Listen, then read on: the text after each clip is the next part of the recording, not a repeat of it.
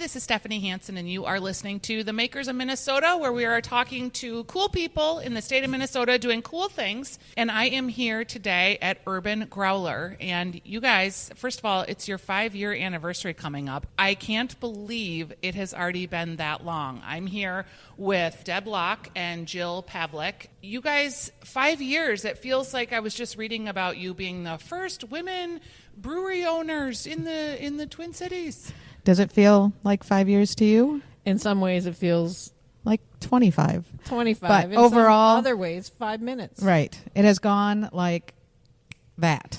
Yeah, it just super fast. Yes. So tell me about how you're in a kind of strange neighborhood that you must have been one of the first businesses back here that was attracting like consumer facing. Yes, we're in a light industrial neighborhood in South St. Anthony Park, just north of the Green Line, the Raymond Street stop, and it really took a beating during the construction of the light rail. And this neighborhood did, and so there was a lot of empty space. But it was a perfect place for a brewery. And we found this beautiful building, which was built in the late 1800s. And it used to be where they housed the City of St. Paul police horses. Oh, cool. It's where they made Hart downhill skis. It's also I've where had they Hart had skis. Me too. And it's also where they made Northland professional hockey sticks. Okay, so a lot of history with Yes. entrepreneurs in this building. Yes. Did you know when you saw it right away, or was it? Yes. We actually saw this space 2 years prior to getting to see inside.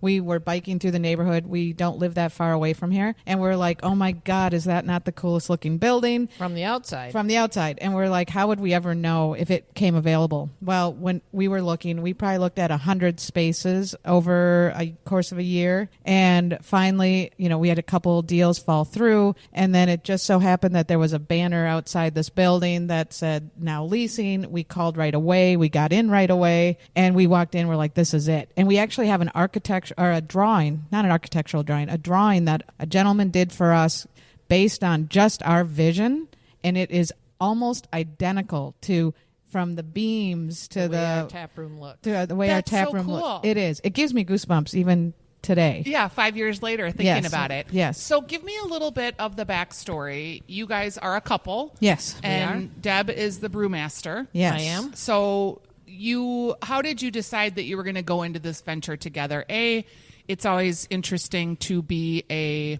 couple in any business. I was coupled up with my partner in a business, and wow, that's like a whole nother podcast. But how did you know that you were going to start a brewery? What was your background, or why were you interested in it? So I, Deb, am a biomedical engineer and project manager. So I worked in the medical device industry for many years, and I was an avid home brewer. I'll let you, Jill tell her background, but we wanted to do something together. And we were sitting around drinking my home brew, trying to figure out what that would be. And we romantically thought of this great idea, hey, let's open a brewery. And that was almost 7 years before we opened, where we had the idea.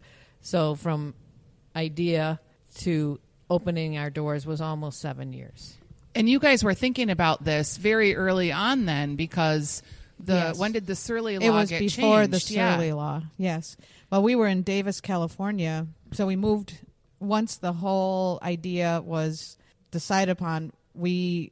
So much had to happen, but we had to move to California, Davis, so Deb could get her master's in brewing. And while we were out there, that's when the Surly law changed. By the time we opened, we were like the 20th brewery in the state. Now there's over 180. Last I heard, like 184 a week ago. So we've seen a lot of change in the industry in just 5 years, and that we're the 20-something, now 180-something. We're like seen as this sort of a senior group, which is hilarious because we're still so new. But when we opened, the fact that we were women-owned, we kind of kept on the back burner because we just really wanted to be known for great beer, fantastic food, outstanding service. That's what we wanted. And the fact that we were women-owned was just an interesting fact. But now that we're in a sea of a shit ton of breweries. Yeah, a shit ton. Yeah, that we decided it's kind of important maybe that for some people that they know we're women-owned. So we've just now started putting a little box on our cans that say women-owned. And so hopefully, when people are looking through, perusing through their endless options, they'll see that and it might be intrigued and most importantly, fall in love with our beer. You get a sense of when you're in here that it is a community space, that it feels very welcoming. There's lots of different rooms. You can see there being weddings here, people having meetings. Yes. You're open for lunch at 11:30, which is almost unheard of in the brewery Yeah, well, world. that's one of the other things that's kind of different about our place is that we have a full kitchen.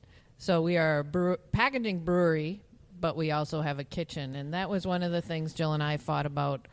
One endlessly. of the things you fought about. One of the few things we thought about.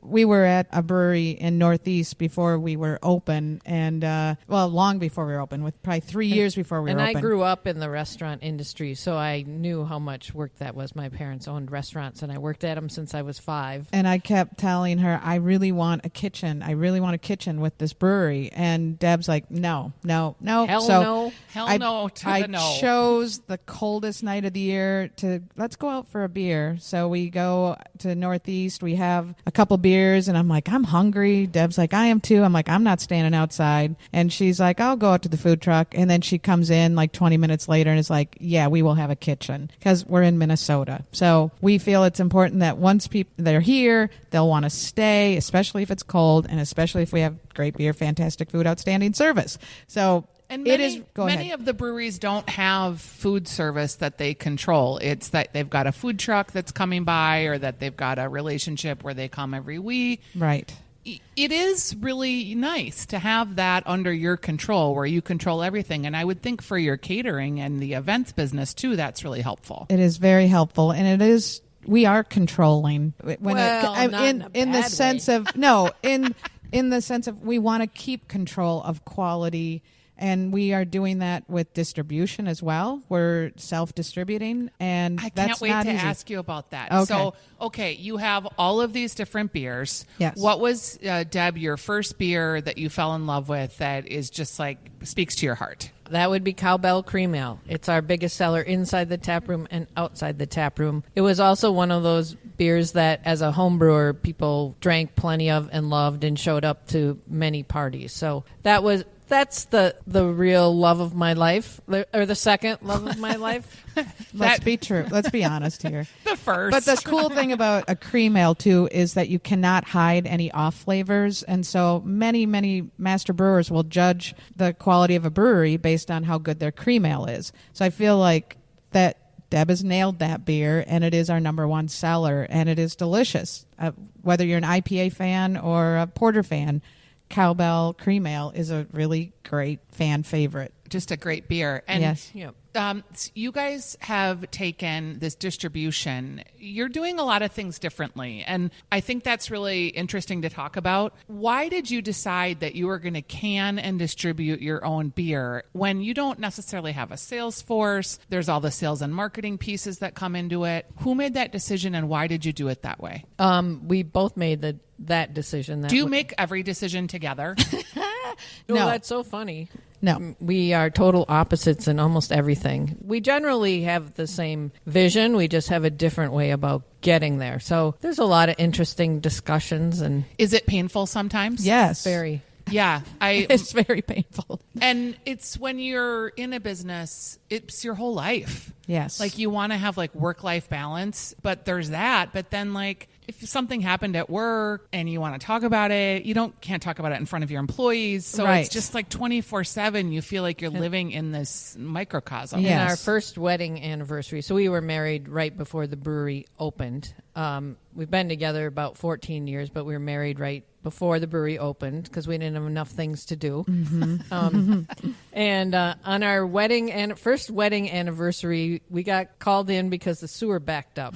So on our first wedding anniversary night, we were mopping up shit water with a bunch of staff. So Yes. it was It was it's a not always bonding glamorous, experience. Yeah, that's but pretty funny. It really was a great team event. Yeah, it was. But not one most people would pick to do. Okay, so But we do, as far as like making decisions, Deb makes, discusses with me brewery things and ultimately makes those decisions. Anything like front of the house, like server, bartender, food things. Marketing, that's on my, ultimately, I feel like I make those decisions, but we consult with our team. We have a great chef, so we have a line. There's literally a line in the brewery. The food safe floor is kind of Deb's side, and the sealed concrete side is my half. Okay. And when you think about putting those decisions together, distribution falls where in that? That would be Deb's side. So distribution, that was always part of our business plan, was to self-distribute for a number of reasons. First of all, we're a small brewery, and it costs a lot of money to distribute with a distributor. So there's a certain percentage they take right off the top. Mm-hmm. And we make small batches. So we make 10 barrels at a time, and we don't have that economy of scale. Plus, to just maintain the quality of our product, like keeping it cold, and being in front of our customer, telling our story, telling our mission, and just that personal connection. And our mission is to bring people together, and we want people to feel warm and welcome. With our own sales force out there, and I'll talk about the sales force in a second, their customer service is awesome, and they're talking to retailers, they're talking to bars and restaurants, and you are seeing the face of the brewery, not a distributor. Not that there's anything wrong with the distributor, it just wasn't right for us. Okay. And also to say the whole thing about distribution and keeping control of the sort of the message, but we answer our phones all the time. It doesn't matter if it's 7 p.m. or 6 a.m. We will answer our phones because we want to control that beer getting out if a customer needs it, and that has happened. And so we're getting a good reputation, and we're responsive. And I think some people might be leery about working with people who self-distribute, but I think we're proving that to be not an issue. Right. So when you made that decision, how did you end up finding a sales force? Or you talk about your employees selling it. Who are they? So first of all, we started with one sales rep, and we started with one sales rep, Julie. She started working with us at the brewery on day one. College friend I've known forever. So we trust her completely. Yeah. She was our first sales rep, and she would sell kegs around the Twin Cities, and then Tom, who's my brother, would distribute the kegs. Yep. So that's how we were going along for a couple years, but then we got our canning line. So when we got our canning line, that's when we expanded our sales force, and we hired Corey. He was our first sales rep, and now he's our sales manager. First full-time sales rep. Yep. Julie is part-time. Right. And we have a great sales force now. We have three full-time, 2 part-time, and we just added a 4th full-time. So there's that much demand for the beer. Yeah, well, we're expanding our markets now. We're going to St. Cloud and Rochester. So we had just been in the Twin Cities Metro, and now we're expanding it. So, and what's different too about our sales reps, they sell off the truck. Yep. So they literally have cold beer on their truck. How can you keep up with the demand? So you talk about brewing 10 barrels at a time. Yep. Are you going to get to the point, if this goes well, where you're going to need to have extra capacity?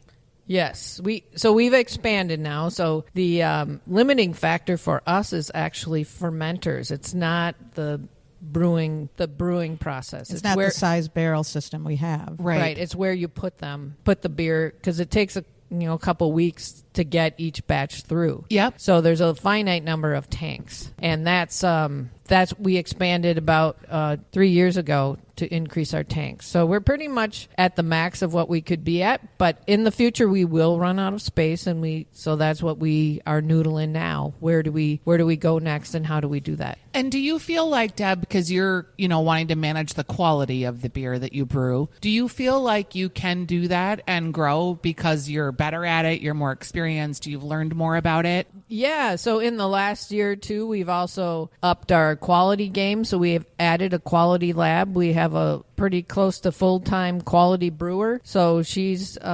taking measurements and doing microbiology samples and tests and yeast counts. And for all our beer, whatever we serve on tap here and in cans and distribute. And it's a she. Yes. Were you purposeful about finding a she?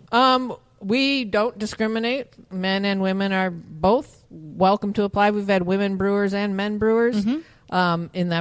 This particular quality brewer is a woman, but we have 3 other men on staff. Okay. We did try to encourage women brewers to apply. I mean, we did take extra measures to get women brewers, but we had a really hard time finding women that... There just are not many women brewers. Right. Yeah, and do you think that there will be more as the industry continues to mature, or do you think we're at saturation? Or both, perhaps? We have a shortage of brewers of any gender right now. Yep. Yes. Okay. Because the burgeoning craft beer industry, the education experience hasn't caught up. So I think we will see more of both men and women in the future, but hopefully more women, because there's not many of them. Yeah. Not many of us. It appeals to me to buy your beer because you're women owned. So, I understand not wanting to lead with that. And I have my own feminist problems sometimes in my head about, I want to support women businesses, but I don't want to just be banging the women business drum all the time because I think, why do we even have to talk about that? I'm just sitting at the table doing business with you. But then if we don't talk about it, then, you're not talking about it and people overlook you, i.e. women's soccer. Right. Yeah. It's I agree. But I think if you if it'll get you to try the beer the first time, then great. If we don't succeed in producing great beer, then thank you for trying us. That's our fault. That's on us. And yes. then you get to move on. And Right. Okay, so you're gonna start this brewery. You both seem like you're really smart, very thoughtful, planned it out. How did you get the money? Yeah. Well, that was, we kind of old school. We do not have money. The two of us are not rich people. So once we made the decision and once we found the space, we held open houses here, and we sold T-shirts to a brewery that didn't exist. We gave away Deb's home brew, and we had Port architectural Carnitas. drawings. We had architectural drawings spread out among in the space. We wore Carhartts and down jackets because it was severely underheated in here. And for a year, we gave tours till we were hoarse, and we told our story over and over again about our vision and and what we saw for this neighborhood and the kitchen and what would you like to see in that kitchen. And then we ended up selling founding memberships. So we have founding members that come in and get 1 pint free for life, or 2 pints free for life, or we sold 20% of the business that didn't exist yet, but we raised about $500,000 in a year. which is what we needed for the other part, which was the banks. I was going to ask you about that because did you get a small business loan? We did, but That was the hardest part of the whole journey. It always is. And they act like they're like, oh, we're happy to lend small businesses and they have money. marketing material flyers. Is it we lend to women and minorities, and anyway, we were told to our face that is just marketing. That is not. We're not treated any differently, and I get that's fine. But like we had an award-winning business plan through Palo Alto. It was a national competition through Palo Alto Software, and we ended up winning first runner-up. We lost to Women Saving Starving Children in Africa. We were okay with that, but how could you give the money to a brewery? But we got $10,000 in free services, and we used that mostly for legal help. But where am I going with so this? The point was it was a good business plan. Yeah, 160-page, amazing business plan. We would send it, and they'd ask for it in like an e-file or something, and we'd send it out, and we were denied by the first few banks. It's like, okay, maybe we need to dress more like brewers when we go. Maybe we don't look so butch. What are we doing wrong here? Do we have to bring like my brother-in-law with us? Like, what's the issue? And we were stressed, and we got to the 12th bank. And they were like, okay, just do these few more things. And we did jump through all those hoops. We're in Philadelphia at a craft beer conference. We're ready to order equipment. They were like, we had a 10 o'clock a.m. conference call with them, and they called and backed out and said, we're just not comfortable. We had everything they asked of us, and the 12th bank backed out again. So but along the way, we heard some things. We heard things like, honestly, to our face, how will you girls carry those big, heavy bags of grain?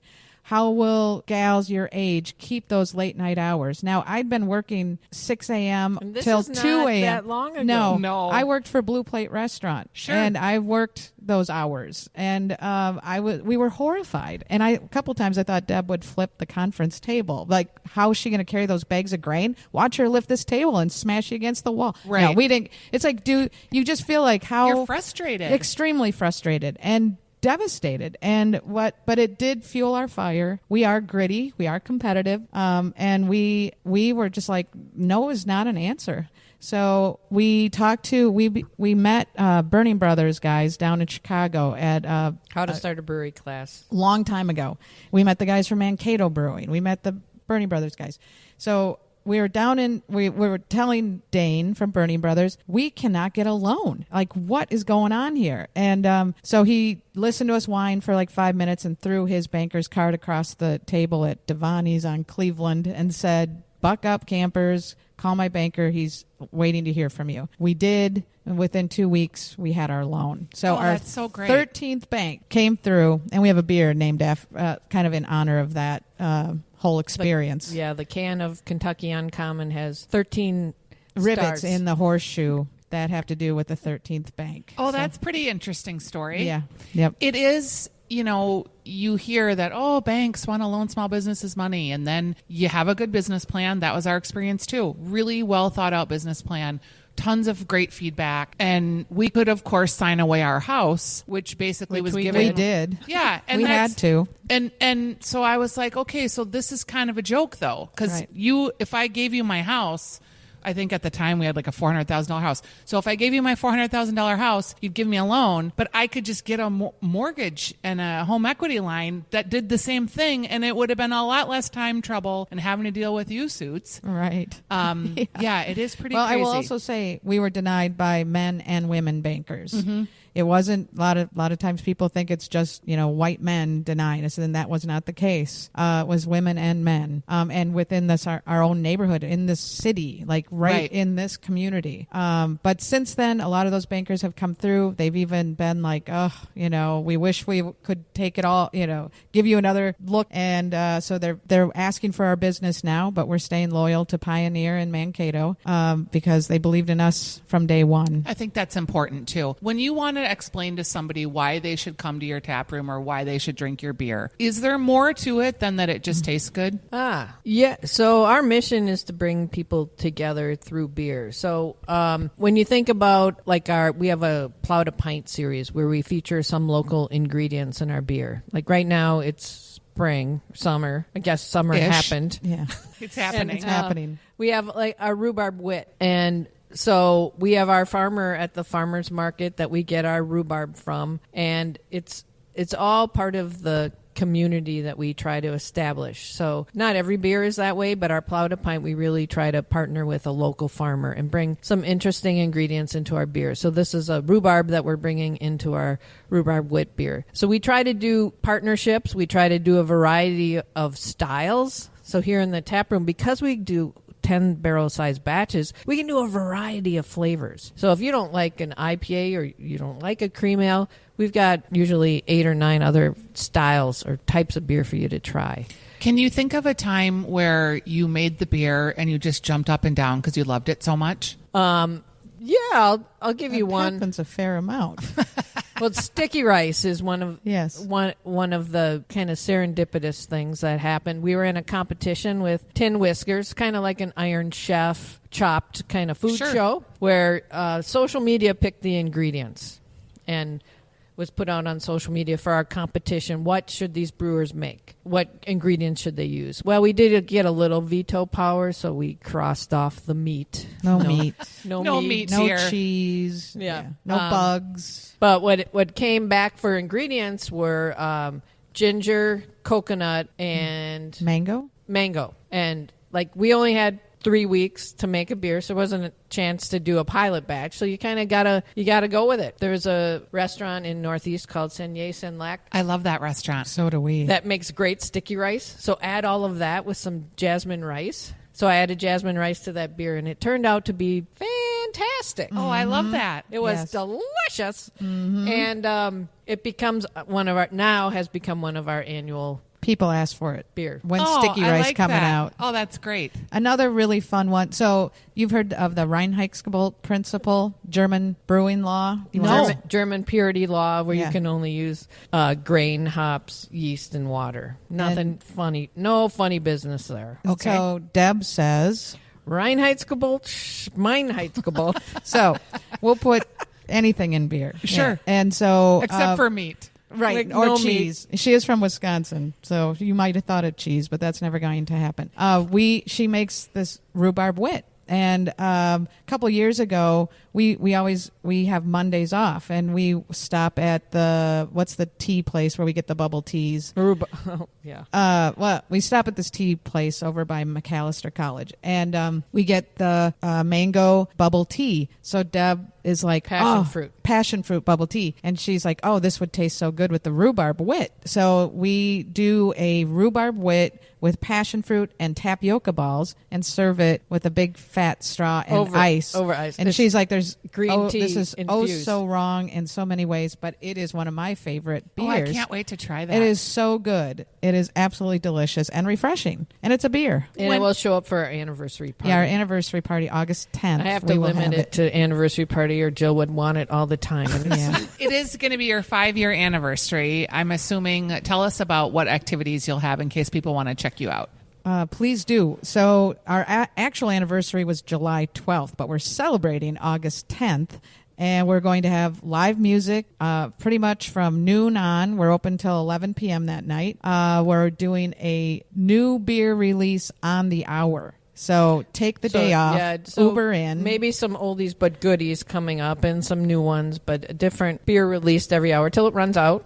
So these are just small batches. They're fun. Tapped and then gone. It's very fun. Yeah, and and food. We'll have food specials. Yep. Just anything and everything we can do to shine that day, we will do. What do you call this neighborhood? The Creative Enterprise Zone. And what is it about this neighborhood that is attracting business? Because there's more people coming into the neighborhood. I feel like the zone is making a concerted effort to keep its charm. And we don't want the chains. We don't want to turn into, sort of what people are saying is happening on Grand Avenue. Mm-hmm. That is the motto of the Creative Enterprise Zone is making it here. And that's what drew us to this neighborhood as well. Plus, it's what we could afford. But it was really... Which is part of, to be honest, the creative enterprise, right? Because small businesses are attracted to places that usually are outlying the urban areas. Except we're close enough. We're in an urban area. Yeah. Right. 6 blocks from University. Yeah. Yeah, I guess St. Paul. When before the North Loop was the North Loop, mm-hmm. same kind of a revival was going on over there. Yep. Yes. So I can see that coming over here. And it's funny, in St. Paul, it's taken a while for the areas around the light rail to catch. Yes. In Minneapolis, they caught on right away, but I think we're starting to feel some of that expansion. Mm-hmm. There was an article in the Star Tribune that just came out, I want to say today or maybe yesterday, that has 17 breweries. The mini light rail. Yeah, sort of. that you can access from the light rail. And I you read guys that, were on and we the were on trail. It. Mm-hmm. Yes. And I talked to the folks at Lake Monster Brewing, and they were saying how it's really important for them to partner with the breweries in their area so that you guys can have a tour, as it were, of a nice afternoon for people to ride your bikes from place to place. Yes. That is the kind of the beauty of the community is, yes, we're competition, but we also like collaborating and working together and helping each other out. When you have Mondays off, what do you do for fun? If it's a summer, we golf. You're golfers. There's really good deals on golf on Mondays. Okay. And we just sort of started back up. You turn your cell phone off. You turn your cell phone off for 4 hours. Yeah. For 4 hours, that's we your walk. limit. We don't ride. I mean, it takes about 4 hours to ride or to walk 18 holes, and it's like you are just focused on your game, nothing else. You can't think about anything else. It's a blast. Who's the better golfer? Deb. Jill. I'm getting better, but I've beat her a couple times. That's my goal every time we play is to beat Deb. Deb, where was your family's restaurant? Appleton, Wisconsin. Okay, so by Wapaka. Not too far from Wapaka, yep. And I grew up on that chain of lakes in Wapaka. Oh, we used to go there when we were kids. That would be where we'd go for my dad's day off. Okay. We'd go swimming in maybe Shadow Lake in Wapaka. Yes. Is that part of Fox Valley? No, Appleton's in the Fox Valley. Okay. Wapaka County, I guess. But yeah, so Wisconsinites here, well, I'll tell you, we have a Wisconsin-inspired fish fry. So being from... Every Friday, all year round. But that was one of the things I missed when I moved to Minnesota was the fish fries and just... that community experience. I'm from Lake Street, Minneapolis. Sure. Deb took me home to her state Wisconsin, and we went to many fish fries in Milwaukee and around her hometown of Appleton. And I like never got it, but once I was there and experienced it, I'm like, I get it. Like this is this is part of your It's a culture. community evening, yeah. Yes. And I think it started at a lot of the church basements. What's on your Yep. fish fry? It's perch, French fries, or you can, if you really want to be lightly breaded. It's Light- not beer batter. Yeah, not beer battered. It's lightly breaded. Coleslaw, tartar sauce,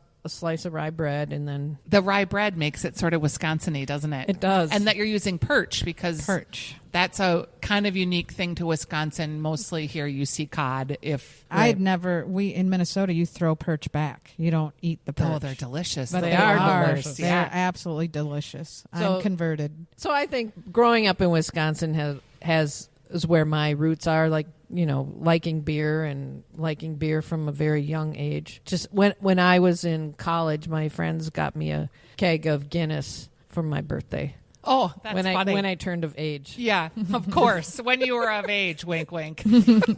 Can we talk about marketing? Because you're in a super crowded field. Like, I wonder how you get people to come here. Like, how do you attract people? Is it social media? Is it events? Have you thought about, do you lay in bed at night and think, oh, we need to get more customers? Yes, all of that. It's been organic, really. It's been social media. It's just anything we can do for free. If it's invited to do a talk somewhere, we'll do it. It doesn't matter where the event is. If it's a topic we're knowledgeable about, we'll go just to give a shout out to Urban Growler. We do Facebook, Instagram, Twitter, and so much of that has changed since we've opened. It really has. I just learned. I never knew much about it till a year before we opened, and I created a page. But it has changed so much that it's getting harder. Yeah, there's harder. no organic reach really anymore. No, that has changed. So we are just now consulting so that we talked about our founding members that we have. A lot of them have great resources and they want to see us succeed, obviously. So we've made some connections to get help with just marketing. And they might do it for a beer and dinner and just help us, are we headed in the right direction? But this marketing has become a way bigger deal for us in the last year. Is there any feedback that you've gotten or little nuggets that you were like, wow, that was super helpful? Just the people, like show how we show our sort of the community of people here, and we are consciously focusing on our beer and our food and the community, and showing that the diversity of our community and our neighborhood, that so people do feel welcome here. That we have from young families to 90-something-year-old lesbian couples. I mean, we have everyone's welcome here. So I think, and hosting events. We're always trying to come up with events. Like in the dead of winter, January, our slowest week, we did a coconut week. So we did a different coconut beer every day. We had palm trees and Hawaiian shirts and just It's fun. different things fun and things. food specials. So we're always trying. We have a whiteboard of anytime someone comes up with an idea, we put it on there. In February, we had Bacon Week. Yep. Oh, that's a good idea. Bacon and beer week. I think it Bacon was. flight. Yeah, it was So a it bacon was- flight paired with some beers. Yeah. Delicious. It's sort of ongoing, right? Trying Yes. to get the marketing word out there. Is your customer different than like the Surly customer? Yeah. In what way? Well, I would say customers travel to every brewery, but think about every brewery having its own personality. So people who are more like, maybe Surly is not the right one to use, but like we won't have a beer named Kilt Lifter, for example. Right. That's not us. Not that there's anything wrong with that, but that's not It's us. just not your style. Right. Not our style. And we traveled all over the country before we got open and just really paid attention to what maybe offended us, what we were drawn to, and we really did build this brewery with women in mind, but not at the exclusion of men. Yeah. So the square back chairs in the tap room, so a purse with a knob on it, so a purse won't fall off. The temperature in the winter is warmer because we don't like to drink beer if we're cold. Just so many different things that when we were traveling, we'd walk in, we might see a woman painting of a woman falling out of her shirt. And we were like, this just feels Probably not going to do that. right. Exactly. Yeah. So it's not that they're wrong. That's their story and, what's important to them. And we just built this with women in mind, again, but not at the exclusion of men. How do you, when you're working on your different beers and your cans, Yep. and the physical design of the artwork, because that's become a whole nother industry that has just mushroomed with all of these beers, is the aesthetic of what the can looks like. And I always think it's interesting, like, do you stick with the same person and you have then a look that you can look at all 8 of your cans of beer and they all sort of feel the same? Or do you just go zig to the left just because then that would appeal to someone different? How do you make that decision? Yep, we've actually been very conscious about that, and we have established a look to our brand. And all of our cans, except for one, which is our Pride can, which Let's Dance, which we is brewed for Pride, Gay Pride Month. Yep, and so that one has deviated a little because Pride, it's kind of like, It's a deviation. It's a Right. deviation. Yeah. Let your hair down. And one of our it's a staff party. designed the can, so Oh, it was fun. really fun. Yep. So that is out there right now called Let's Dance, and that's the only one that doesn't look like all the other cans. But Yes. but otherwise, we have a look to our cans, which is kind of clean, simple, and I think very attractive. So when people see them on a shelf, they'll be like, "Oh, I know those people. I know that beer." Well, I hope so someday.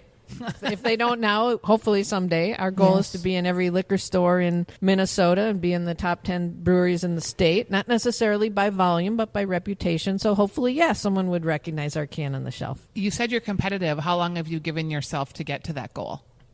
We've got 5 years. So, all right, so I'm going to come back here. We got to get cracking. and I'm going to be like, hey. Well, if, it sounds like you're on your way. I gave us 3 years. Deb said 5. So the whip is a Sales. cracking. That's Yeah. sales over there. Sales and marketing's 3 years, and operations is 5 years. Okay. All right. Well, we're going to hold you to that. Thanks so much for spending time Thank with you, me today, Stephanie. ladies. Thank you, Stephanie.